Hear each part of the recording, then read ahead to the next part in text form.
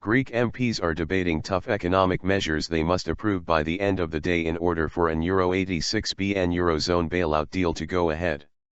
Lawmakers are expected to pass new legislation increasing taxes and raise the retirement age. 3 pro-European opposition parties have pledged to vote for the measures.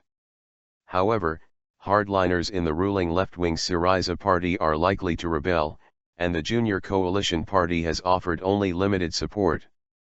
Opponents of the deal took to the streets of Athens ahead of the vote, and unions and trade associations representing civil servants, municipal workers and pharmacy owners held strike action.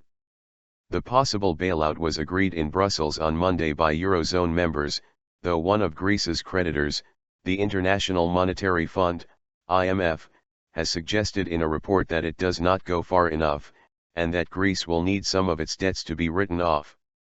Greece's economy has shrunk by 25% in the last 5 years amid austerity measures designed to curtail its ballooning public sector debt.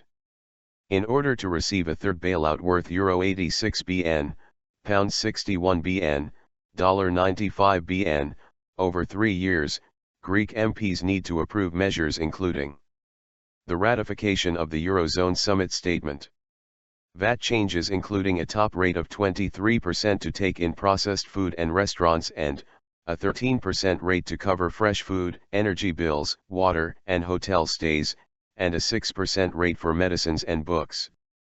The abolition of the VAT discount of 30% for Greek islands. A corporation tax rise from 26% to 29% for small companies. A luxury tax rise on big cars, boats, and swimming pools. An end to early retirement by 2022 and a retirement age increase to 67. Monday's announcement of a possible deal was met with anger among many in Greece, who called it a humiliation.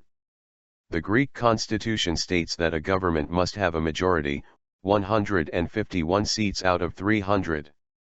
But if it loses a vote, the government can still function in a minority capacity as long as the opposition does not call a vote of confidence and as long as the numbers don't fall below 121. The number of anti-bailout MPs is known to be at least 30 within Syriza's 162-seat coalition. The question is whether there will be more than 41. If the numbers go below 121, Prime Minister Alexis Tsipras's government will be severely damaged and will likely look to opposition parties to join a national unity government. Mr. Tsipras has said he does not believe in the deal, though he agreed to it. In a television address on Tuesday, he called the proposals irrational but said he was willing to implement them to avoid disaster for the country and the collapse of the banks. As parliamentary committees considered the details of the laws, Deputy Finance Minister and Syriza member Nadia Volovani announced her resignation, saying, "I'm not going to vote for this amendment, and this means I cannot stay in the government." And tempers flared when former Finance Minister Yanis Varoufakis was heckled with shouts of "You got us here" while addressing one committee.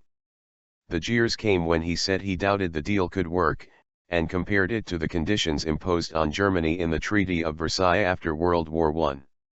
More than half of the members of Syriza's Central Committee have signed a statement condemning the bailout agreement, describing it as a coup against their nation by European leaders. Banks stay shut. Greece faces an immediate cash crisis. Banks have been shut since June 29. Mr. Tsipras has warned banks are unlikely to reopen until the bailout deal is ratified, and this could take another month. The European Commission has formally proposed a short-term €7 billion loan for Greece through the EU-wide European Financial Stability Mechanism, EFSM. Use of the EFSM for Eurozone rescues has been opposed by Britain and other countries which are not part of the Euro but are European Union members. One British official in Brussels told the BBC the UK government had no objection in principle to the use of the EFSM, as long as British taxpayers' money was ring-fenced from any liability. Valdis Dombrovskis, a senior European Commission official, said it was working to protect non-Euro states from any negative financial consequences should the loan not be repaid. Need for debt help. The IMF report was written before the Eurozone reached a deal with Greece in the early hours of Monday. It was shared with Eurozone leaders in advance, but made public only on Tuesday. It predicts that, in 2 years' time, Greek debt will reach close to 200% of GDP, national income, which could only be made sustainable through debt relief measures that go far beyond what Europe has been willing to consider so far. It recommends a very dramatic extension on the maturity of Greece's debts, with grace periods of, say, 30 years on the entire stock of European debt. Other options, it says, include explicit annual transfers to the Greek budget or deep upfront haircuts, debt write-offs. Germany, the largest contributor to Greek rescue funds, and a number of other eurozone countries have long resisted any talk of haircuts and debt relief.